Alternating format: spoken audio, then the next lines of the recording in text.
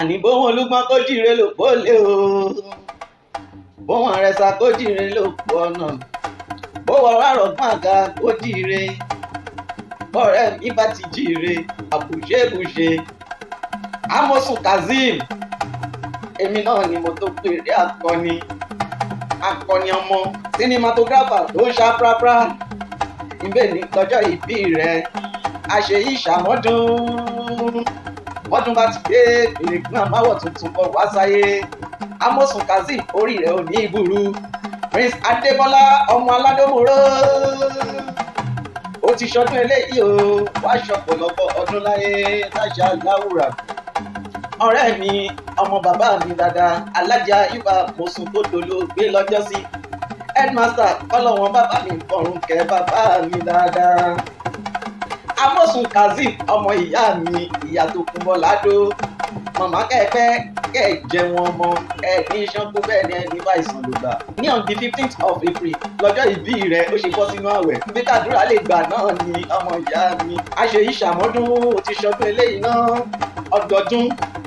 ní ṣàkórúwé bẹ́ẹ̀ ni ó máa wà bí ẹ̀wà ni ọmọ aládọ́mọ̀ró jẹ́ òkè àwọn bàbá rẹ̀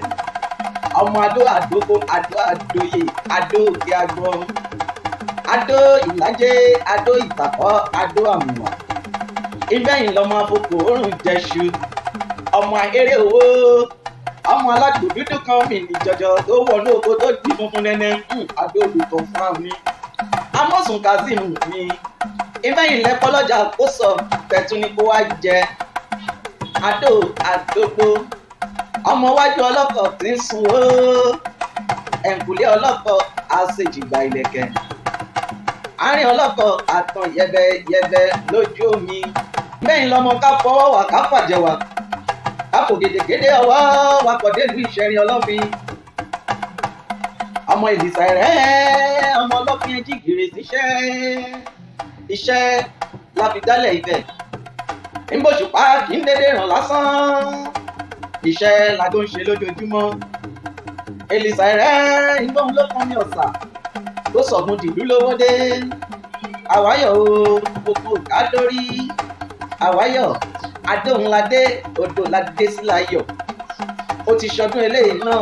wàá ṣẹ̀mí nínú ọlá owó pẹ̀lú àlàáfíà ara àmì Òdùmarè happy birthday to you ọmọ ìyá mi ilé mi bá ti ṣe tèmi ní March 3rd ìwọ ló kàn ní April 15 mo fi ń jẹ́ ẹ̀gbọ́n fún ẹ lọ́jọ́kọjọ́ long life and prosperity to you AMOKAZ ìgbà ọdún ọjọ́ kan ní fún ẹ pro ọmọ ṣàpàpà best cinematographer of every time AMOKAZTV don't forget your brother the CEO AMPTV worldwide.